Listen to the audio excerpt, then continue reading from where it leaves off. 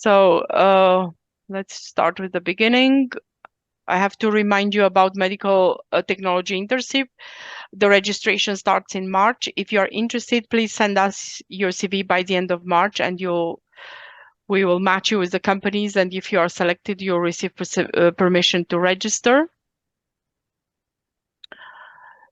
So we have an early recruitment bonus for the graduate students. New PhD students who accept an offer before May 1st, they can and they register and show up by September, they will receive a bonus of $1,000 on top of the minimum stipend only for the 2024-2025 academic year. And also for the the eligible fast track students, they will get a supplemental tuition assistance of minimum $2,000 in this academic year. Okay, so now let's go with Dr. Garcia. Okay, so we invited today, in the light of the flags that we received from your milestones, we invited the manager of academic programs and thesis office at GPC, Dr. Chloe Garcia, and for the graduate and postdoctoral study fellowship officer, John Walker. Okay, thank you, Laura. Hi, everyone. I'm Chloe. I'm the manager of academic programs and also manager of the thesis office. And I was asked to talk to you a little bit about, I guess, what I like to call the roadmap to a successful graduate journey and thesis submission, which, long story short, is just a little bit about your milestones that you're expected to do as a master's or doctoral student, and as well information about submitting a thesis. So, show of hands, who here is going to be submitting a thesis in the next year? Okay, I see one hand. You can also do your digital hand. But what are you submitting in the next year or within the next excuse me, within the next couple? The information I give to you today should be helpful. So let's see.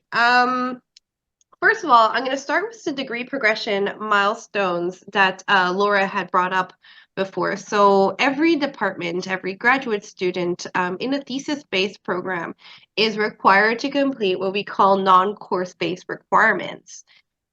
And what these are in a nutshell, it's what you need to do to complete your master's or your PhD that is not related to your coursework. So it relates to those kind of activities. Some are a little bit more administrative, like securing your supervisor, securing your committee member, right? That's a little bit more straightforward. Others relate to relationships. So when I say that, I'm referring specifically to a letter of understanding. It is a required milestone, especially for doctoral students, because a letter of understanding is where you clarify your expectations, and it serves a foundation for your supervisory relationship throughout your doctoral degree. It's kind of like a communications contract. And of course, if anybody here has a question, you can put them in the chat. Also, I have a cold, I'm sorry, so I'm a little bit out of it. So if I'm not responding right away, you can also raise your hand and interrupt me as I talk.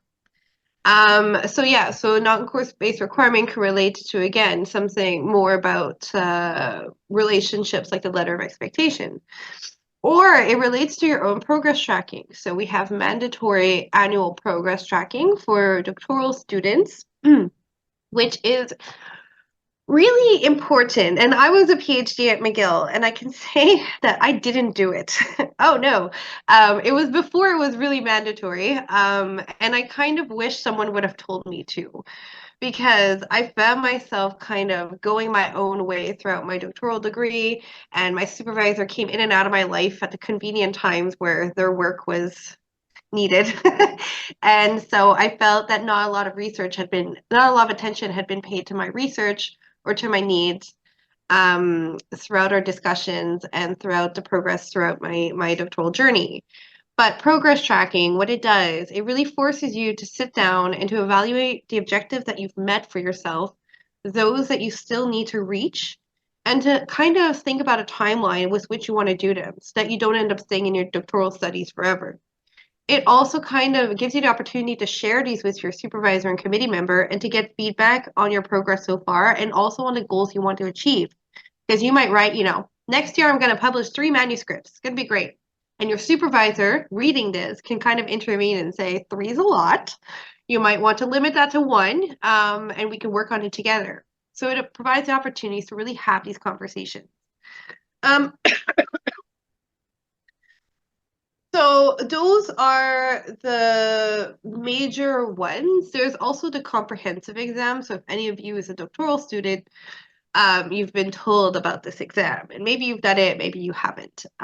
It can be a great experience, a great opportunity to determine whether the research career is for you, whether this is really what we want to do in your life.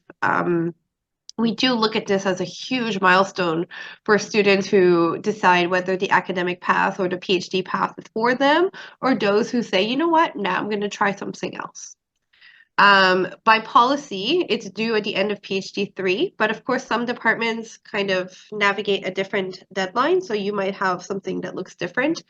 Where you want to check where all these milestones are due is in your My Progress. So that's where you can find out, when am I supposed to write my comps? When am I supposed to submit my committee? Everything's going to be in your My Progress degree audit. The milestones, so these non-course related requirements are all in My Progress. Some require you to upload documents in My Progress and others don't. It really depends on the department. Some departments really can have you upload many, many things, and others are like, for this you don't need to, but for this you do. So it would be important to clarify with your department.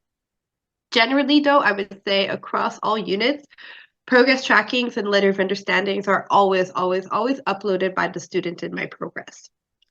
And hopefully, I'm crossing my fingers that it's not the first time that all of you hear about My Progress right now. I hope that you've gotten messages or you went to explore our website, because we do have a lot of info there. But if you go on our website, you're going to notice that there's a link for students and supervisors. And when you click on it, you're going to be asked to put in your mail.mcgill.ca information. Okay, like you usually do to log into your email. And you'll notice in your audit, at the bottom of your audit, it's going to say, and I'm very sorry for the fuzzy screen. I'm sure you're looking at it and saying, what is written there? But you will notice an area that says degree progression milestones. You might see some checked off. That's good. That means you did it and they're marked as complete. And you might see some that are not checked off. So those who aren't checked off, if the due date is not yet, just put in your calendar that you need to do this by that due date. If you've already uploaded irrelevant information or you've done them somehow, some way, contact your graduate program coordinator, because they can go check into files. There's a place where they can go look and they can mark it off as complete. So hopefully that's clear. Some people ask me, like, how do I actually upload? So the instructions are on the website, on the My Progress website.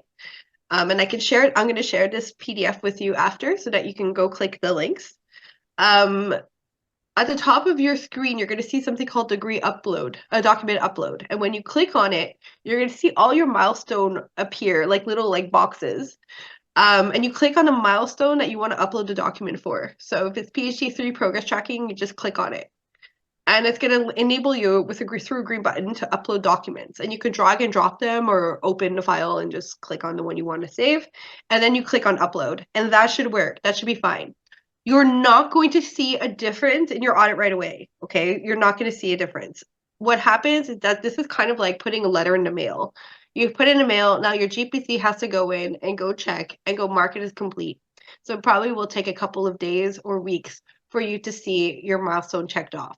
But don't worry, we know we have a record that you submitted it. So that's what's the most important, is that you submitted it on time. For resources, again, I'm going to give this to you after. So check what all of these required documents are. You can consult these. There's some that are related to policies, others not. We have, if you haven't been, please go to our graduate supervision website. It is amazing if you're a student. And there's videos and advice and tips and little activities. There's so many cool things. Like we put all of our great ideas to make your life at McGill easier on that website. And it's where you're going to find information on the letter of understanding. So where it says discussing expectations, and also where you'll find information on the annual progress tracking. So where it says staying on track. Both those links will lead you to the graduate supervision website. And you'll see how people use progress tracking to like maximize their conversations with their supervisor. Before I go to thesis, does anybody have any quick question?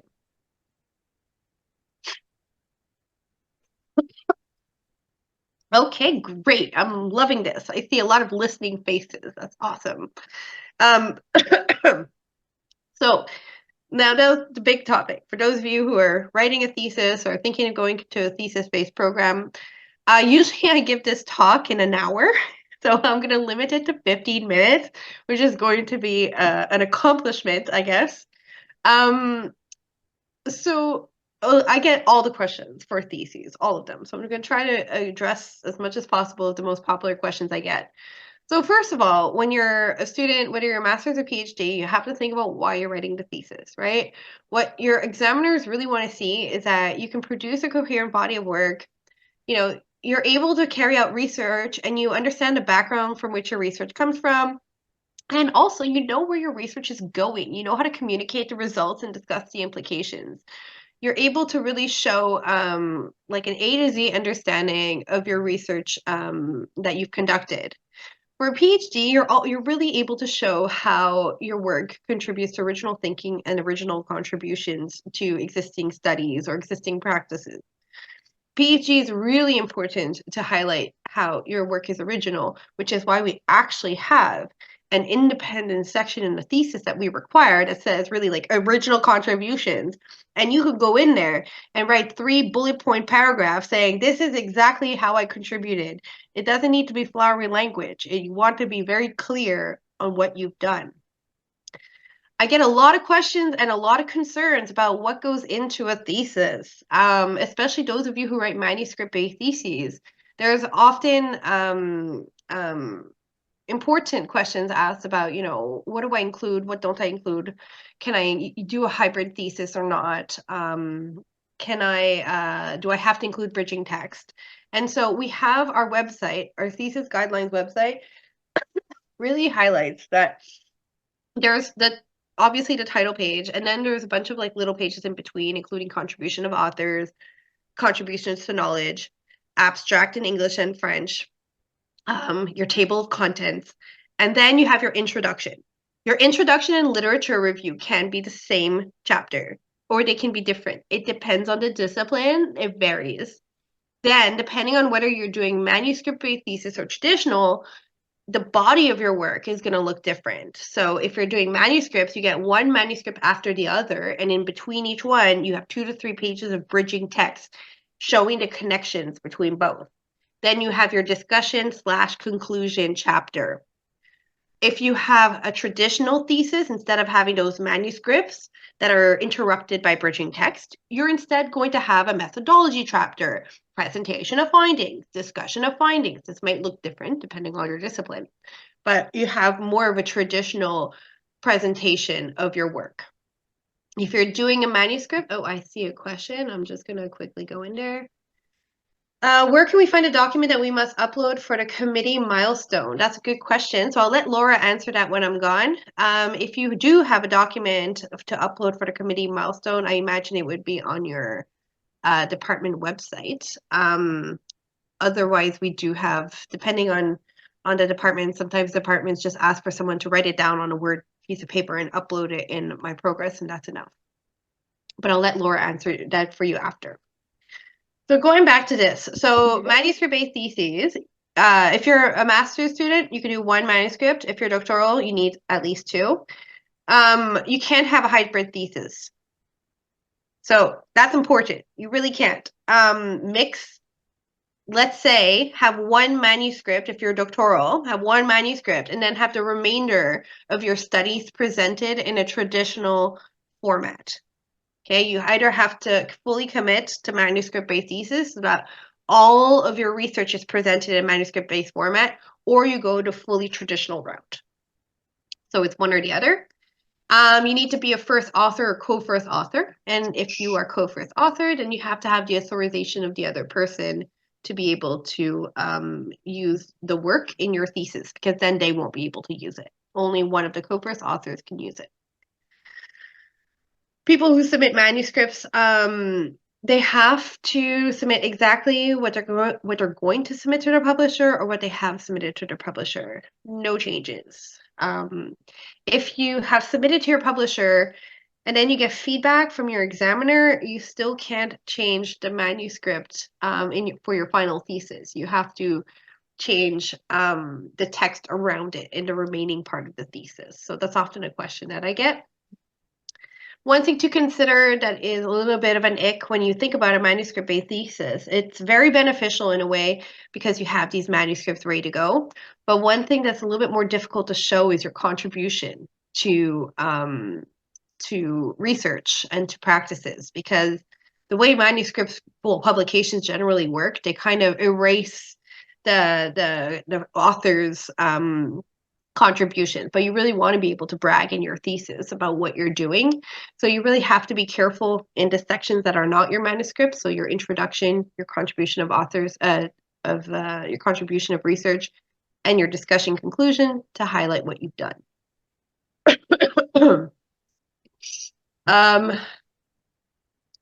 So Marian asked a really good question. The most popular question that I will ever get is, should the manuscripts be already published, accepted, or just submitted? Really great question. So no matter master's or doctoral, it should be soon to be submitted. So you're saying, I'm going to submit this exact version in like a week or so, that kind of thing. So soon to be submitted, or just submitted and in review, or published. So really, there's a lot of flexibility here. And we do that, we do that because we recognize it's hard for everyone to have 3 manuscripts actually submitted. So even if it's about ready to be submitted, and it's fine to include in your thesis.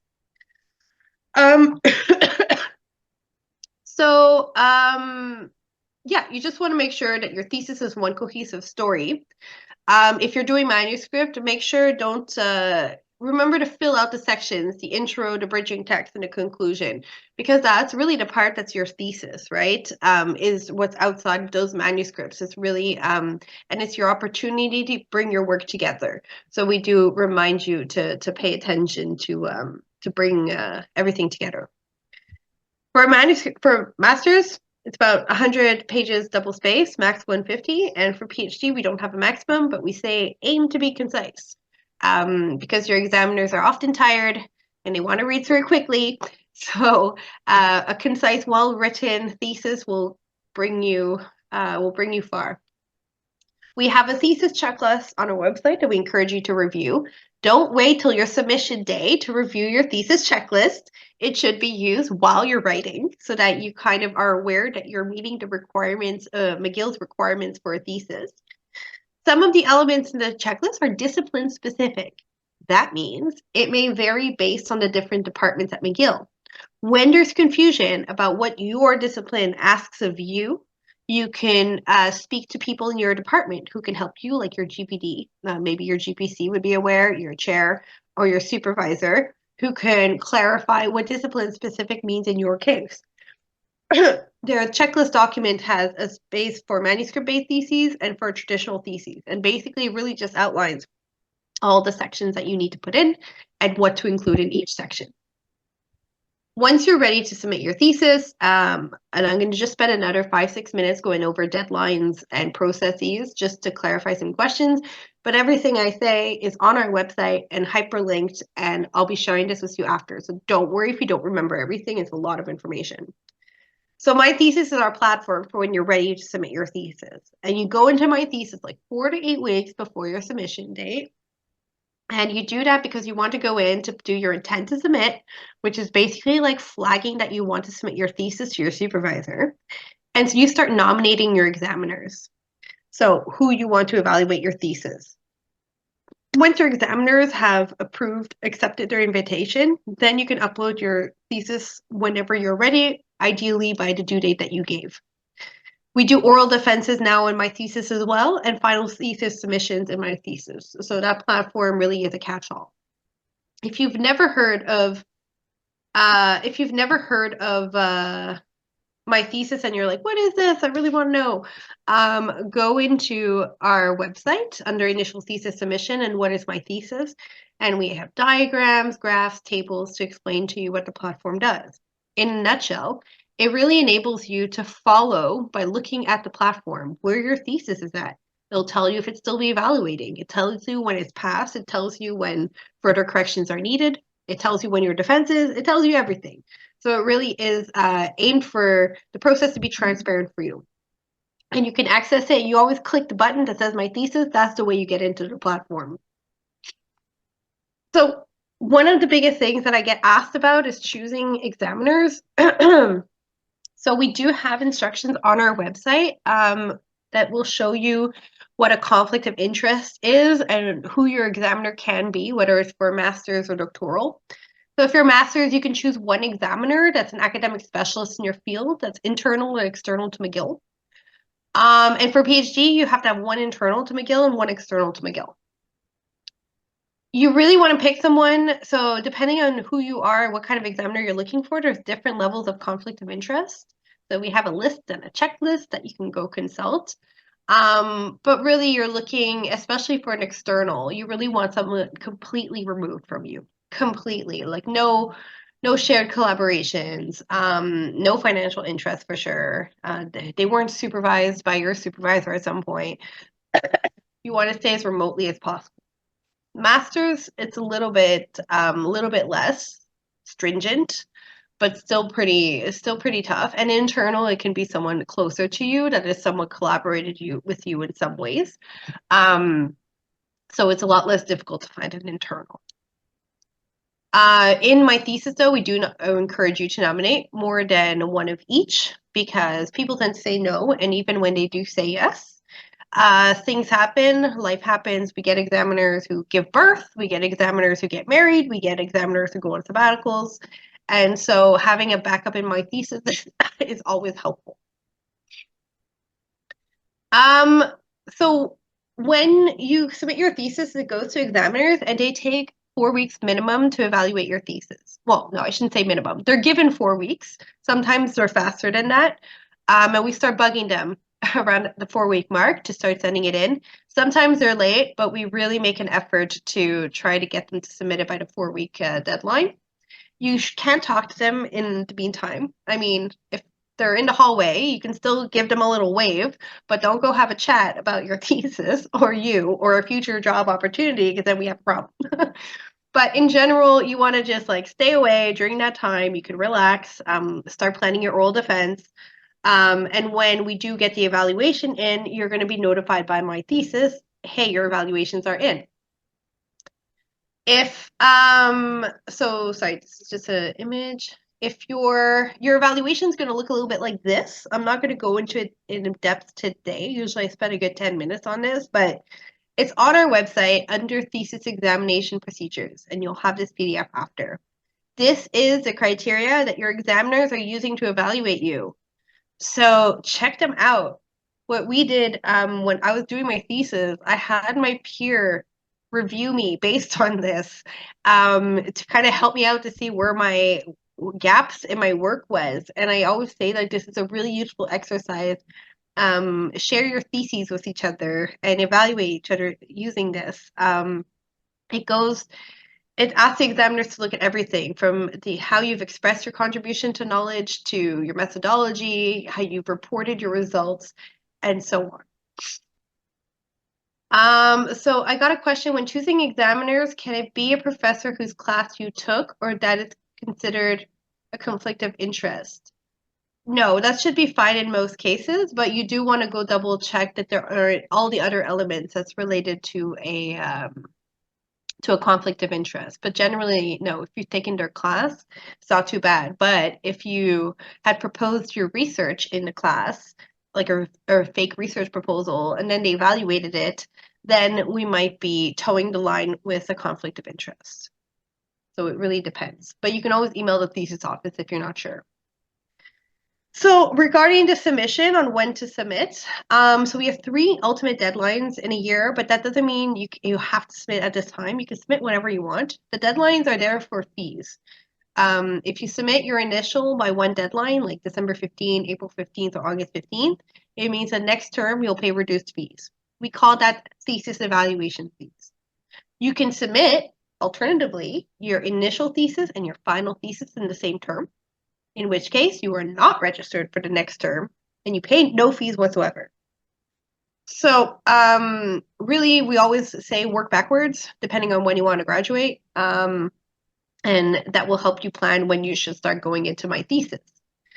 We have 2 convocations, one in fall, where your final thesis has to be approved by August 15th to make it, or one in the spring where your final thesis is approved by, well, technically December 15th or April 15th, so you'll make the spring convocation. So thesis evaluation fees, like I said, it's a fee status, so it means it just determines how much you pay. And it's only applicable when you've submitted your initial thesis in one term and the final thesis in another term.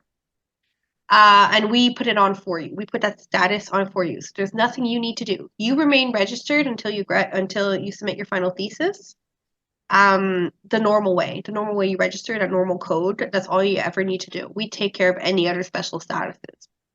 Once you get in your results, you just go into My Thesis to upload your final thesis submission.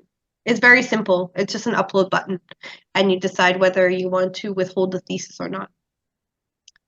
For the PhD, you're going to be organizing your oral defense right after your thesis submission.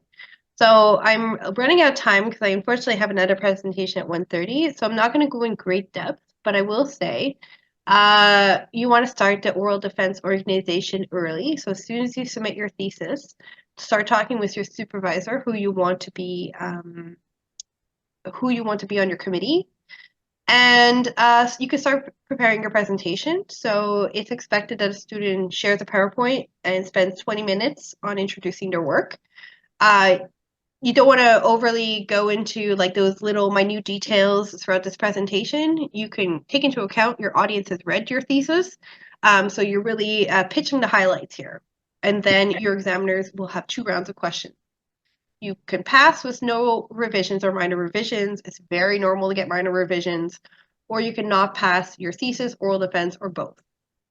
And if that happens, we have a mechanism to support you. So, and like I said, you will upload your final thesis in My Thesis. So I'm going to kind of skip over this just to leave room for a question or 2 before I leave. And sorry for going through it really quickly. This was new to me. Does anybody have a question?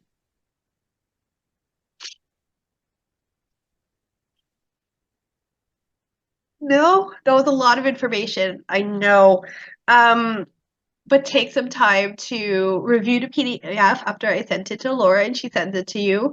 Go check out our website. Our website, awesome. There's a lot of stuff there. Yeah. No, thank you very much, Chloe. That was wonderful. Really appreciate. We know. Oh, you're welcome. It was a pleasure. Oh, I see a question. I'll answer that one before I go. The oral defense is only required for PhDs? Yes, master students at McGill do not do an oral defense. I have seen it done elsewhere for masters, but not at McGill. Okay. Well, thank you so much, and thank you. It was nice seeing you, Laura Faxon, and everyone else. I'm gonna let my colleague Jan take my turn. Thanks, Chloe. Bye. I am going to jump right in and add something that is thesis and funding connected. So while everybody has thesis submissions and when they're submitting in their minds, I want to bring up the sorry, I'm going to jump right into this so I don't forget because it wasn't part of my presentation. So we can do introductions after, unless I can just jump into that after introductions. Professor, if you want to do that first. Yeah. Thank you very much for that, for the coming to talk to us, Jan. And I think you're going to tell us about where they can get funding, everything they want to know about funding. So yours, Jan. Thank you so much. Yes, my name is Jan Walker. I am fellowships officer here at graduate funding here at GPS. And as I mentioned, I want to jump right in on the consequences of submitting your thesis and your funding. Should you have, and this is important because I really want students to avoid having to pay back any funding that they've received. So should you have received a federal or provincial award and you submit your initial thesis and are going to submit your final thesis in the same term, whereby you're not registered in the following term, you have to make sure that you let the funding office know. Because if you're receiving funding when you're no longer eligible for it, it's really unfortunate and a royal pain when you're asked to repay this funding. Now, anytime your registration status changes, so let's say you were in thesis evaluation, perhaps you got an extension and you were permitted to submit your thesis late. I don't know, sometimes life happens. But should your registration change from thesis evaluation and that registration is removed, that means our records say you were never registered in that term, you were never charged fees in that term. That means whatever funding you received while you were registered, you will have to pay back. So just want to add that into the, along with the thesis submissions, is be very careful, keep an eye on what funding you have and your student status. Any changes that will affect your funding, you have to let us know. So with all that being said, I'm going to start with the actual introduction of my presentation here. If I can remember how to do this. One. And there we go. So little short introduction again to graduate funding and graduate and postdoctoral studies. This is an old PowerPoint that, an old presentation that we had as part of a funding roadshow that we did, but it is still really relevant in the information that we have available for you. So what do we do here at GPS? Well, there's 4 units. There's graduate programs and thesis, which Chloe Garcia manages. There's the admissions that are managed through enrollment services, and there's graduate funding, which I'm a part of. We have 3 associate deans, and they're responsible for graduate, student, and postdoc affairs. They help students and postdocs and their supervisors resolve any issues that happen to come up. It's unfortunate, but they do come up every now and again, and our associate deans are there to help you through it. Every once in a while, there are disciplinary issues to be taken care of as well. And they also assist in the development of some graduate programs and the policies related to grad and postdoc studies. And they sit on university committees. Graduate funding, I think this is a really important part of GPS. So we kind of do a lot in funding. We don't always just do competitions. We're there to help you through any issues that come up with your funding. If you're having issues getting paid from an outside source, we can maybe help you along with that. We make sure that any information that we get regarding old or known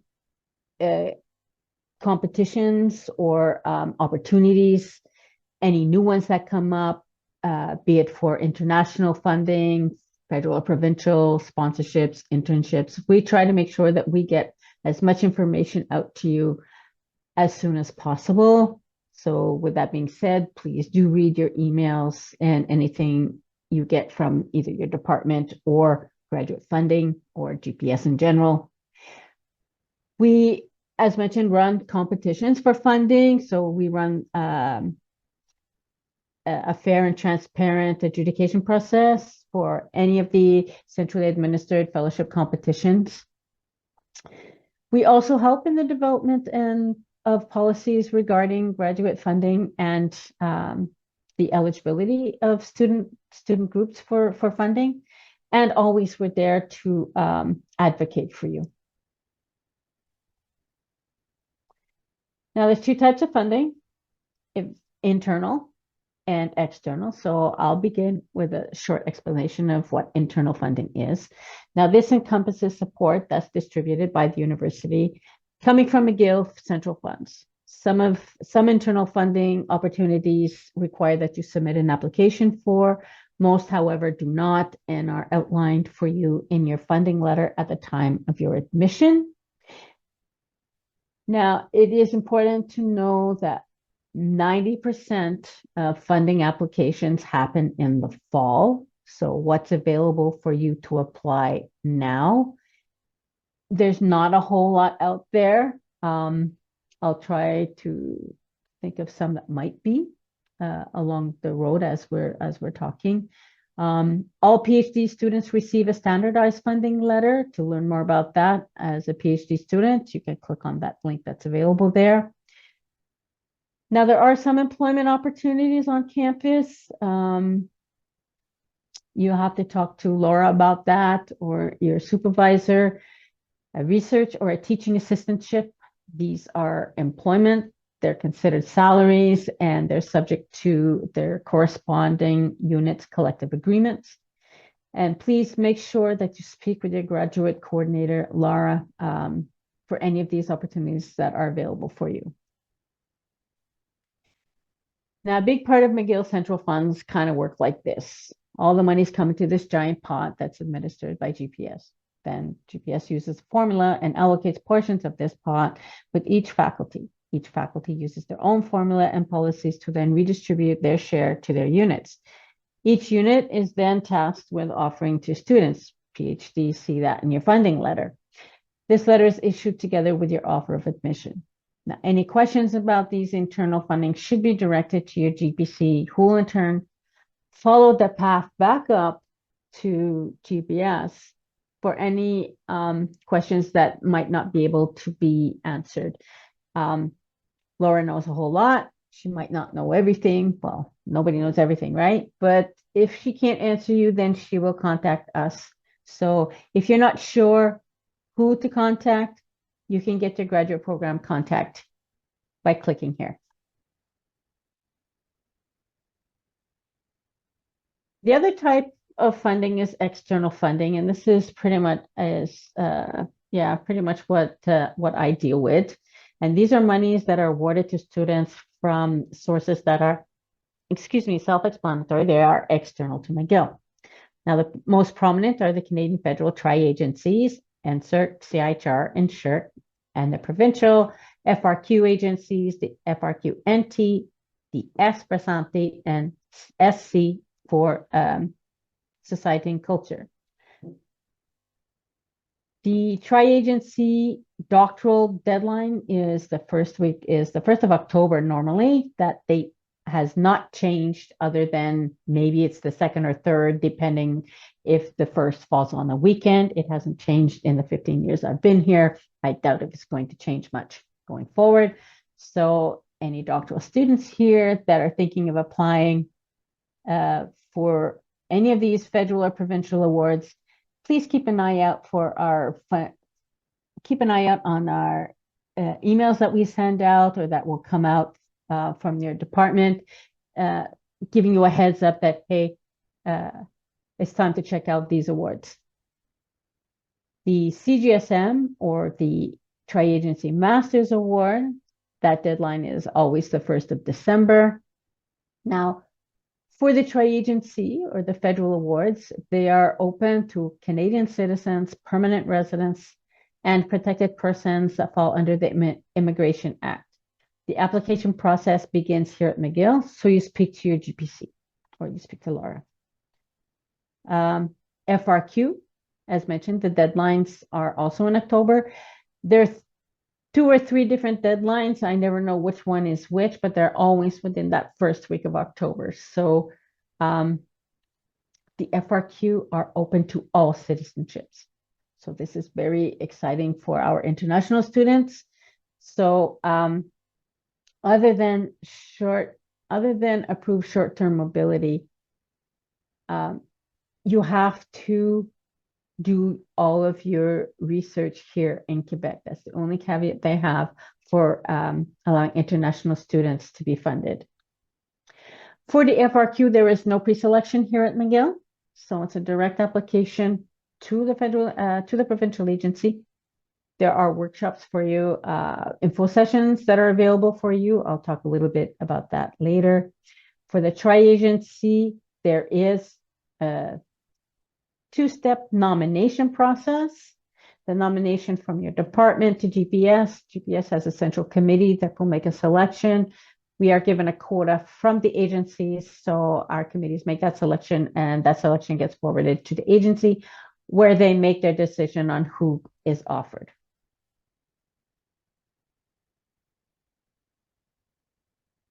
We ask, please, that anybody who has made an application to the provincial, the FRQ, we ask that you have please send your application number to your department. If you haven't done so already, please do so.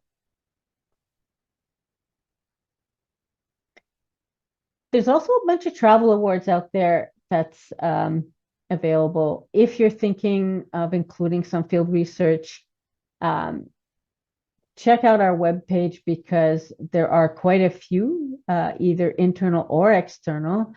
Most of these awards do require some type of application. You've got the great awards that maybe don't require an application, but they are offered through your department, so you have to speak with them. CGS holders, so if you're already holding a CGS doctoral or CGS master's award, you would be eligible for the Michael Smith Foreign Study Supplement. So check out our webpage. All of these are indicated on our webpage. There is also the Graduate Mobility Award that's very popular. I lost the slide for that. I'll get to it. So I'll talk about the GMA, or the Graduate Mobility Award, shortly. I was talking about webinars or student information sessions. During orientation, this is the slide that I offered up during orientation with the dates of the workshops that we gave. This coming fall, this will be updated and will be available on our webpage called Maximize My Chances. We ask that you please take the time to attend these sessions. It really shows in how students manage to make a deadline, how they manage to have a really good proposal, and it shows in how many are successful. So almost all our successful students have in fact come to an info session. So please take advantage of these info session workshops that are available. Next fall, we will be doing one each for provincial and federal in French. So that's new. We are trying to become more accessible to our Francophone students. So we will be doing, like I said, one in French. So make sure you're checking out this webpage, Maximize My Chances, to be able to attend these workshops. Even if you attended the one in the fall and were not successful, don't worry, attend another one. You never know when some new tip or trick will come out. For international students, there are funding available. In addition to the FRQ funding that I mentioned before, there are some others that you should apply for when you're eligible. Sponsorships, these are agreements between GPS and an international funding agency, and it includes co-funding by McGill. Sponsorships are restricted to incoming and first-year students. I don't know how many of you are first-year students here, but if you are, you may still be able to apply for this. It will usually cover your tuition, your international health insurance, and a living allowance. To see if there's a sponsorship agreement between McGill and your country, you can check our webpage here. The countries that we have agreements with are listed here. Differential fee waivers, or DFWs, from external sources are international. Okay. A DFW isn't necessarily an award. It's actually a waiver that removes the international supplement. The international supplement is the amount that an international student will pay over and above what a Quebec student would. Now, to assist some international students, there are agreements between the Quebec government and a foreign government. If there is this agreement that exists, once again, you will have to do a little bit of work and go and check to see if that country is listed here. Deadlines really vary. I have no idea what the deadlines are. You will have to check. When you check this webpage, a deadline will be there. There will be a contact person and all the information you need to apply for this DFW. Excuse me.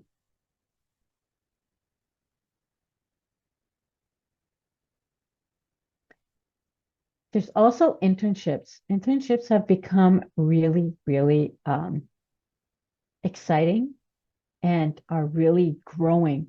And it's never too early to think about these types of opportunities that will enrich your career. Now, during your graduate studies, there may be opportunities to participate, and an internship will help you explore opportunities in industry, and after graduation will really make your application stand out in the job market.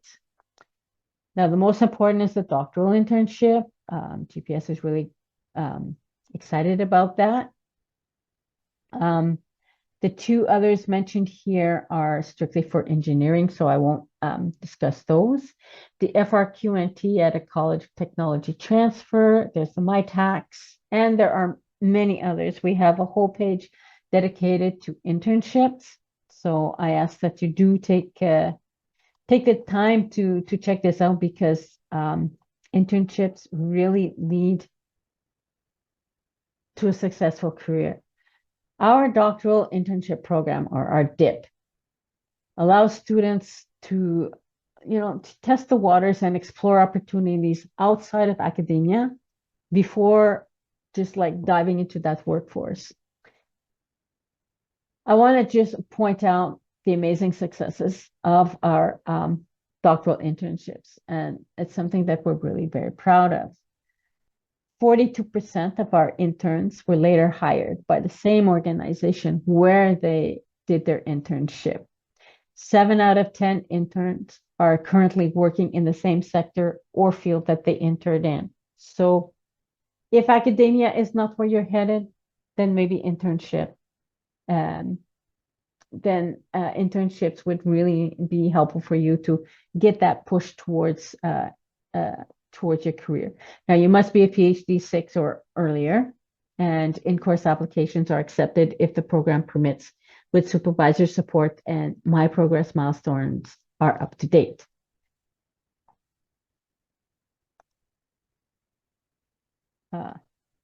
So the next few, I was going to talk about the GMA. So the Graduate Mobility Award, very popular.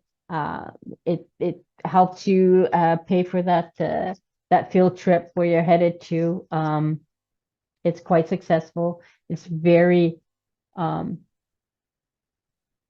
accessible. So don't let the opportunity slide you by when you're looking for a chance, or if you have an opportunity to do some field research in another country and expand your research horizons. We have the doctoral internship. We have what do you call these? Reports from successful students who have been through the program. And so I ask that you do take the time to go and look at these.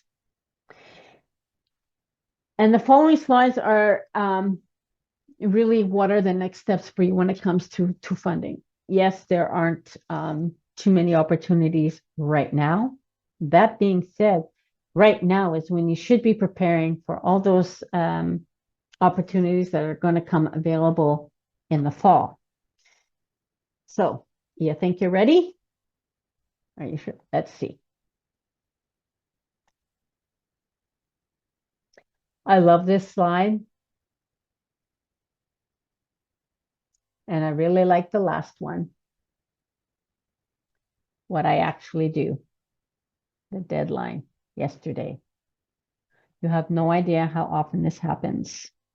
So the nice me is kind of going to take a little bit of walk, and I'm going to be really straightforward with you all when I talk about funding applications and how important it is to take the time. And like I said, you're very lucky because now you can start this process of preparing and looking forward to what you're going to need. Now, the main components of almost every funding application out there is the application form. Now, this may or may not include an integral CV. It may require something called the Canadian Commons CV. Those instructions will be in the opportunity offer itself. Most applications will also require some type of research project proposal. It might not be called a project proposal. It might be called a project summary. It might be called your proposed research. Whatever it's called, it's always going to be a document that requires you to outline what you want to be funded for, which is your research project. Many applications will also require transcripts. Read the instructions carefully. Make sure that your transcripts, what transcripts they need. Do they want all of your university? If you're from Quebec, do they want CEGEP included with that? Will they allow unofficial transcripts? Most applications will not accept non-official transcripts. If your transcript has the word unofficial on it, don't ask. Your application will be booted out with the word unofficial on a transcript. If you've just downloaded it off of Minerva or the equivalent to Minerva, and it's not an official transcript. An official transcript has a registrar's signature on it. It's got the name of the university, the seal of the university. If you have a paper copy and you make a not a photocopy, but a scan of your official paper document, that's fine. Of course, you have to make a scan of it because you have to upload it, right? But it must be a copy of an official transcript. If your transcript is delivered to you in an envelope and it says, if opened by student, it's unofficial, don't worry about it. As long as your document says official on it, it's official. And it will be okay for your funding application. Reference letters or letters of support, different funding opportunities call these by a different name. Sometimes it's referee's assessment. Sometimes it's called, I don't know, SHIRT has a weird name for it. Oftentimes, it might not be called just a letter of reference. Whatever it is, if you need to supply or submit a referee or support from your supervisor or something, a letter of reference, make sure that you're asking for these letters of references up front and well before your deadline. Other attachments might include, like I said, a separate CV. The Canadian Common C is one of them. They might want a personal statement or some other special letter of support. Now, why might your application be rejected?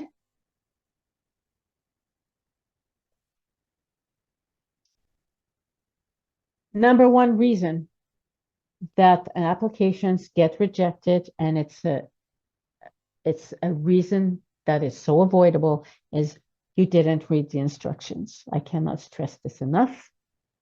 Please read the instructions before you start.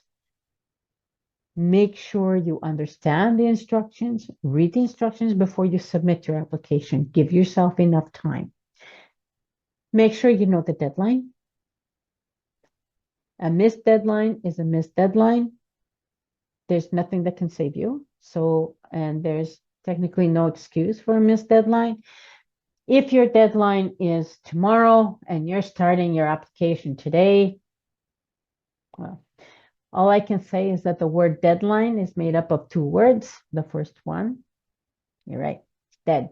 So please make sure you know your deadlines.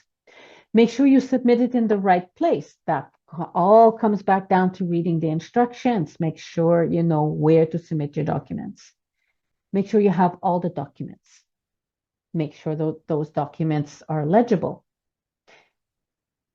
If you are making a scan of documents and your top page is 1, 3, and 5, but you don't flip it over and get pages 2, 4, and 6, well, that's incomplete now, isn't it? So make sure any document that you're going to upload, you look at it once it's uploaded. Don't just look at the file name and say, okay, good, there's the check mark, it's done. Go and look at it. Many times, especially if you're doing a Word document and you've saved it, and oh, here's version 2, here's version 3, here's version 4, and you've saved them all as a PDF. If you save them all in the same place, a lot of time, by accident, you're going to upload version 1 when really you wanted version 7. Version 1 is incomplete. You're not going to know that if you don't look at what you've uploaded. So please make sure that you do that. Other things, sloppy grammar, spelling, your dates are wrong. That just makes it look sloppy. So it can be rejected just because it shows that either you started really late or that you really didn't care. So your format and how your overall application package looks is important. And number 7 is lack of planning. I am not sure whether that should be number 7 or number 1. Planning is so important. And there's no excuse for any of y'all because you're here today and a lot of these deadlines are going to be in the fall. As I said, number 1 avoidable reason is you didn't read the instructions. I like this one image of a chair that's in pieces. I always say, well, if you want to put together your bed or your chair from IKEA without reading the instructions, that's fine. You're sitting in it, not me. So number 1, read instructions, read them again. Deadline, nothing more to say about that.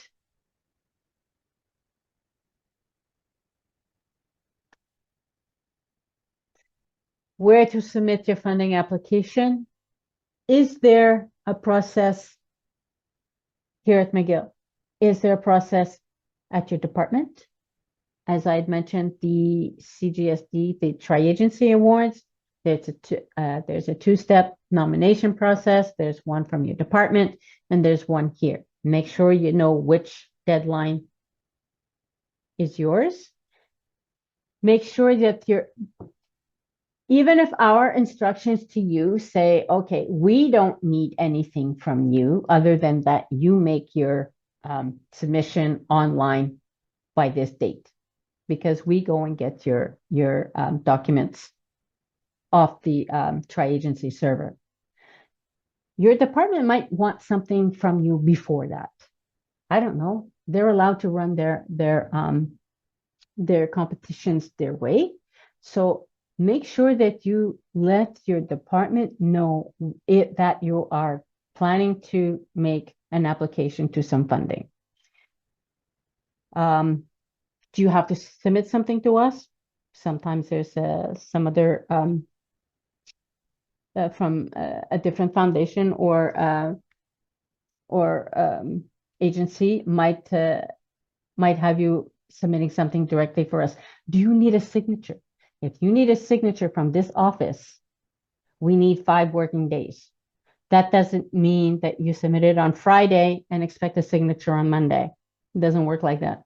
If you need a signature on Monday, you should be submitting your document to us the Monday before. When you need a signature from us, we need a completed draft of your application. Completed draft. Doesn't have to be complete of what you're going to submit, but we have to see a draft of all the components before we can sign it, and especially if you require the dean's signature.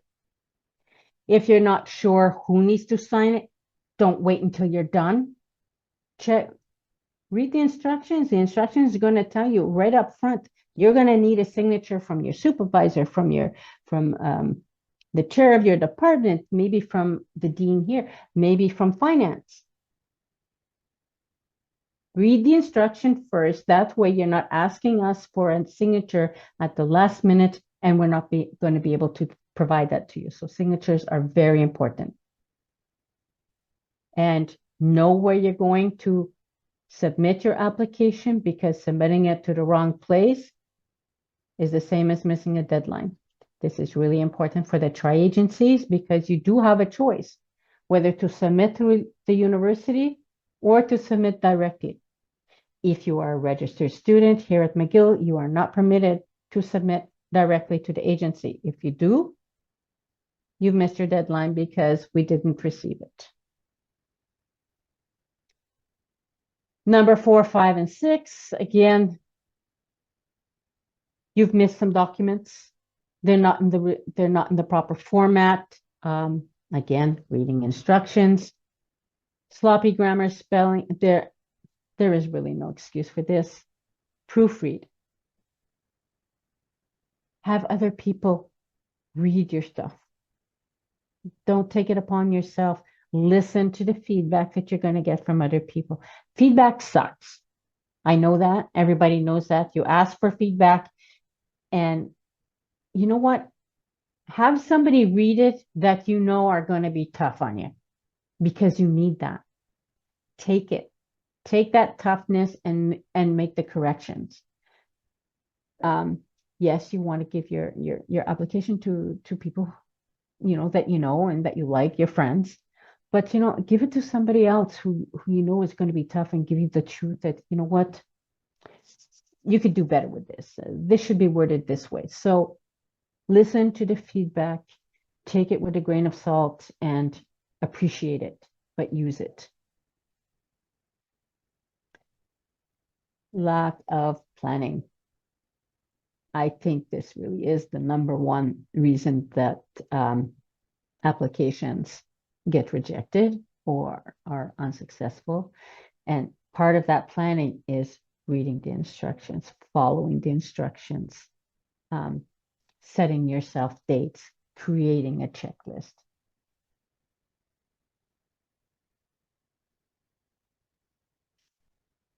So to increase your chances, I'm going to say read the instructions 20 million times, because there's nothing more important than reading the instructions. But create your plan. So if you go onto our webpage today and you see, okay, so if you're a doctoral student, so October 1 is going to be when the deadline is. Do you know what? Let me talk to my supervisors now to see if they'd be willing to write a reference for me, because anything that you need to complete that application, it's on our webpage now. The dates will change, but the components won't. There might be a component added. I won't know that until sometime in August, but go and look what's there now. If you need a reference, talk to your people now. Ask them, says sometime in October or sometime in August, would it be okay that I set up a meeting with you to discuss about this funding opportunity that I'm planning for? Don't just send an email asking for a reference, ask for a chat.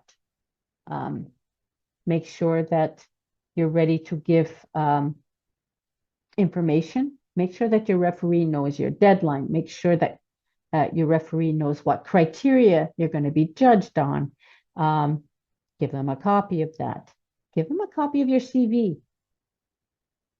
Give them a draft of your proposal, an outline. Look, this is what I'm working on. This is just a draft. It's going to be more complete when I meet with you in August. But, just start that conversation now. Start it early. Make yourself a checklist. List all the required documents. And when you're making your checklist and making your plan, always start with the document that takes the longest to get.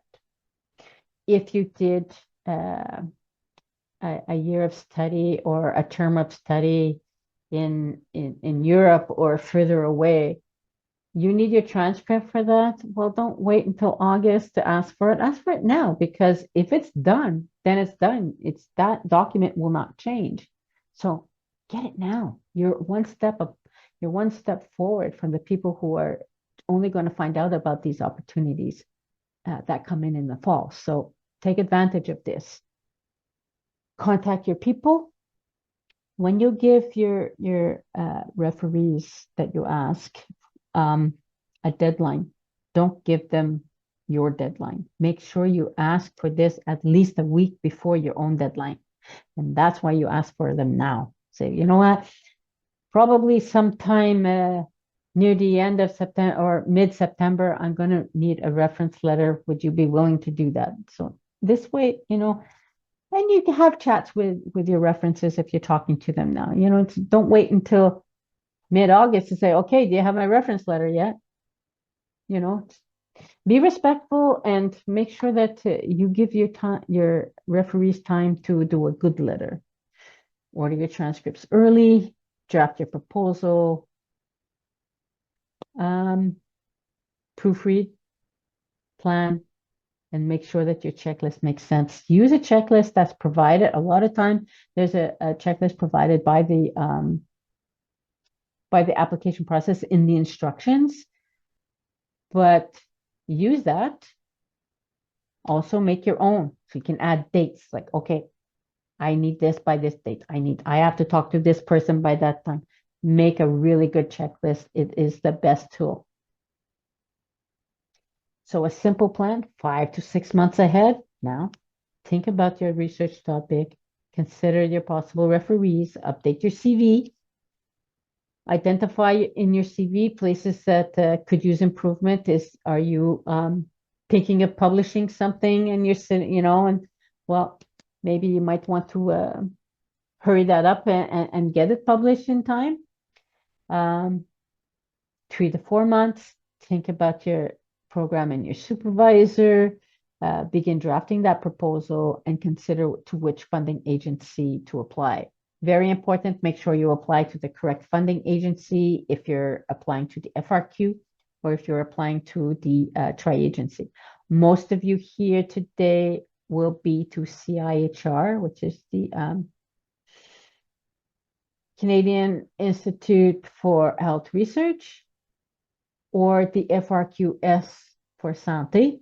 However, there's also the opportunity for pure science from some of you that could be NSERC, the Natural Science and Technology, from either NSERC or the FRQ NT. 2 months ahead, if it's a completed transcript, I wouldn't even wait 2 months ahead. I just order them now. Now that you're here and you've got a completed document, you know that it's not going to change between now and the time you're going to apply for these. just get it now. Keep a hold of it. Keep copies of everything all of your transcripts that you have. Keep them available. 4 to 6 weeks ahead, consult your unit, confirm their internal deadlines if there's any. Order your official transcripts from McGill. We say 4 to 6 weeks ahead, but most of the time you're going to have your fall registration apparent or indicated on your transcripts, which means you have to wait until at least your registration shows up on your official transcript.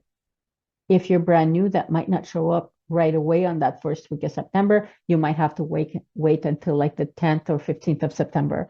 So just double check to make sure that your fall registration is indicated on the document that you upload. Obviously get your proposal proofread by as many people as possible. Register online for those online applications. Start them as soon as you can. Remember, you can always go back. Don't wait until the week before.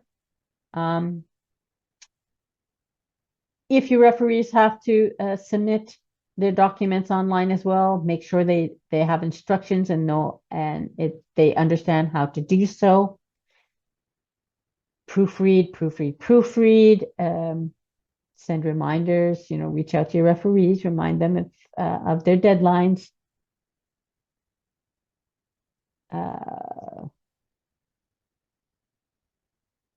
Be ready to submit your application plan for at least a week ahead. Life happens to everybody, but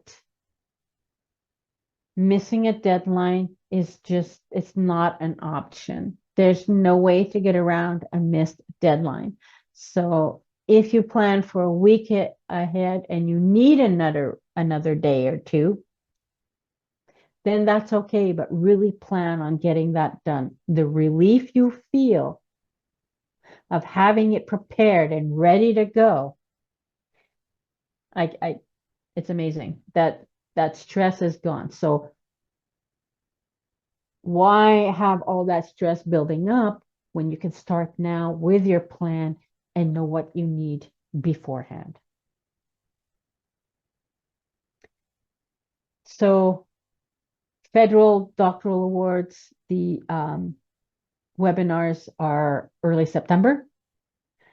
For the masters, the webinars are in October. The difference is because federal masters deadline is only December. For those master students, yes, December is far away, but don't wait until October to start thinking about it. Check your email, check your McGill email. McGill students are always contacted through your official McGill email. If you're looking for or expecting a notification from our office, check your spam, check your trash. Word of advice: don't have auto dump your spam inbox. A student received a notification of an award, but it got automatically deleted out of their spam, so they never got it. And they were too late to accept the award. And it was a sad situation. It's one that we don't think about, but do not auto delete your spam or your trash. Go and make sure that there's nothing in there that actually you do need to look at. I'm almost done. I'm not going to go through all of these. I'm not going to go through these ones because that's your proposal and you can go through that on your own. I can't talk more about proofreading. One thing I will do is make sure that in your proposal, make it interesting, make the outcomes meaningful to the person who's reading. Know your audience that's reading your proposal. Explain why it contributes to the broader, I like this one. Explain why it contributes to the broader body of knowledge, but respect bibliography limits. So if you are, it's good to have citations, it's good to have references in your proposal, but make sure that your proposal is still you, if you understand. Yeah, make sure that your proposal is actually something you're doing and not just a regurgitation of, 25 references.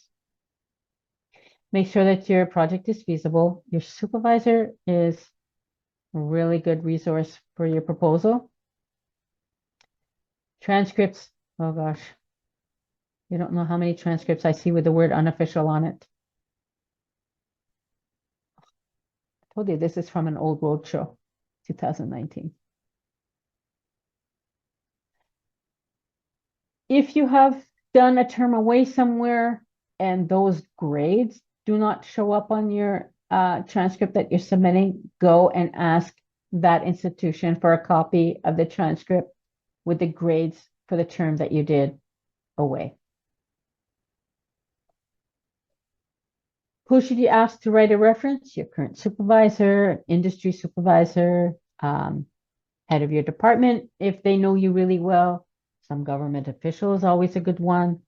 Personal references for leadership can be an organization where you clearly exhibited leadership. Make sure the person you're asking knows you and your research, knows your research potential. If you're asking for a reference for your research application, for your application for a research award, if it's not just leadership, if it's really, that the criteria that they're writing about is your research potential,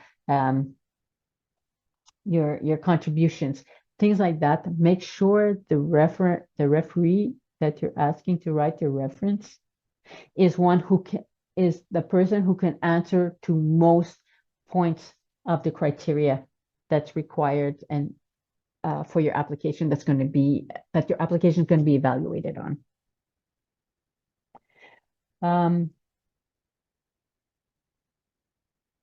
Getting paid. We're past that point. Resources. Yeah, I'm done.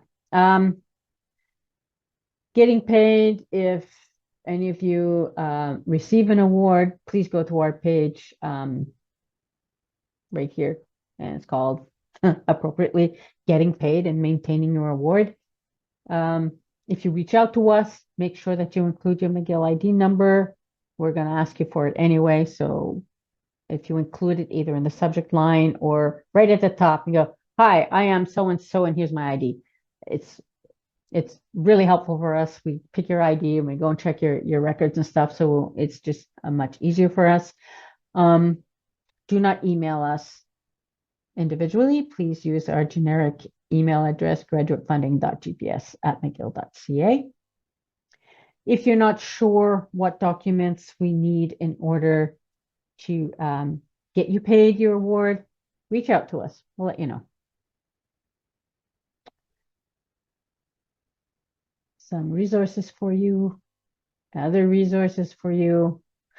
Final words, and this is really important. Remember that your application is your responsibility and only yours. It's up to you and you alone to make sure that all the attachments, including your transcripts, that they've all been collected, they've all been uploaded correctly, according to the instructions that you have read several times over, and that you have submitted on time. Nobody else is responsible for this but you. Late or incomplete applications will never be considered. And don't miss an opportunity because you didn't do your own due diligence. And that's the end of me being mean and nasty. So We do wish you the best of luck in your funding. And I'm going to close this and look at the chat because I can't look at the chat and answer questions at the and do this at the same time. So I'm going to end that show. I'm going to stop sharing first.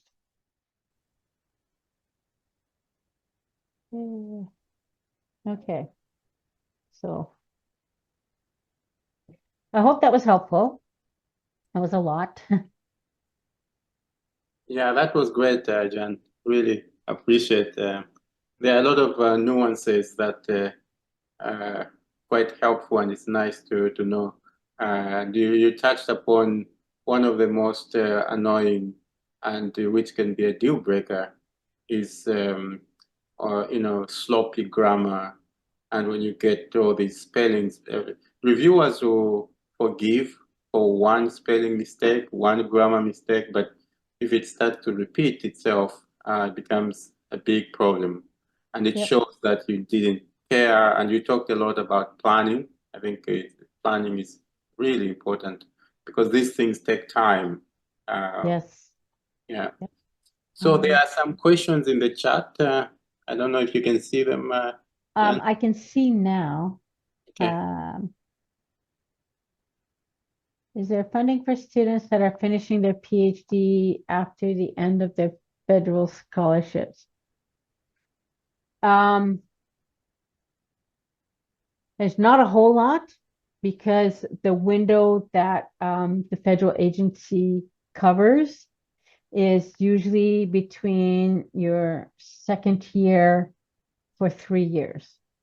So once you've hit your 5th year, available funding has usually dried up by then. There may be some internal awards.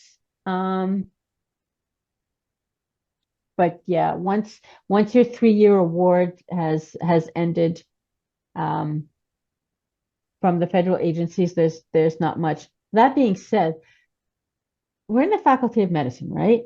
There are so many foundations out there that have a lot of money to give. You've got the Cancer Society of Canada, you've got ALS, you've got the Alzheimer's, you've got the Kidney Foundation. Oh my God, the MS. These are Parkinson's. These are ones that I see often, but it's not just those. There's so much more funding for students in medicine than there are for the social sciences. So one trick, and you didn't hear this from me, if ever you're going to a poster presentation, where a poster competition, take your camera and ask, wow, this is a really interesting poster. Could I get a picture of it? Make sure you capture at the bottom of the poster the funding that student received. Send an email to that funding agency and see what they have for you. You never know. They funded that person, they could fund you. So it's just a way to build up a repertoire of places that you can apply for funding. You don't necessarily have to know or wait for a funding opportunity to be posted or to come your way. Contact people. Your supervisor is your supervisor and any of the collaborators that your supervisor has if you're working on a project with them. Talk about it. Oh, what about this foundation? Hey, do you think they might offer funding for students? Maybe.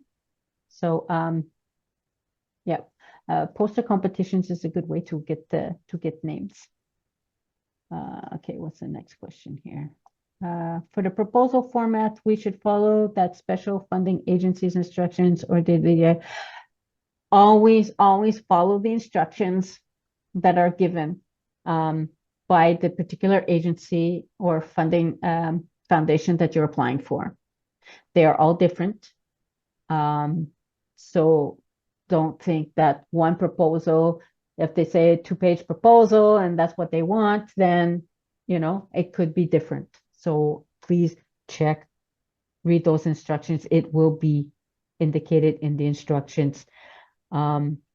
Images are really nice to be able to include. If you have any figures that you can include in your proposal, don't be shy, do that if it's permitted within the instructions.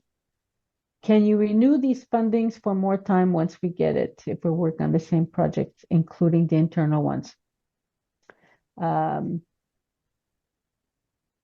FRQ, no. The tri-agency, they do not renew. Some of the internal ones, maybe. It'll all be part of the instructions and the overview of that funding opportunity. Have this year's CGS applications already been vetted by DPS and now being assessed?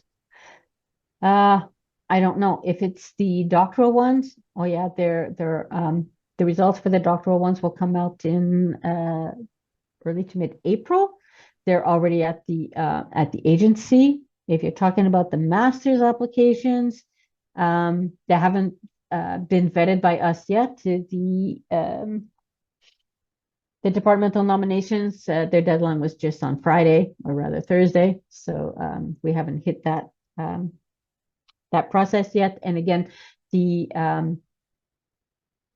CGSMs will be, the offers will go out on the 1st of April. Regarding uploads to My Progress, what should we do if we have completed? I don't know. I don't do the My Progress. I'm sorry. You will have to ask, I guess, Laura, or send an email to the My Progress team for that answer. I do the funding part. I don't do the other part. Any other questions?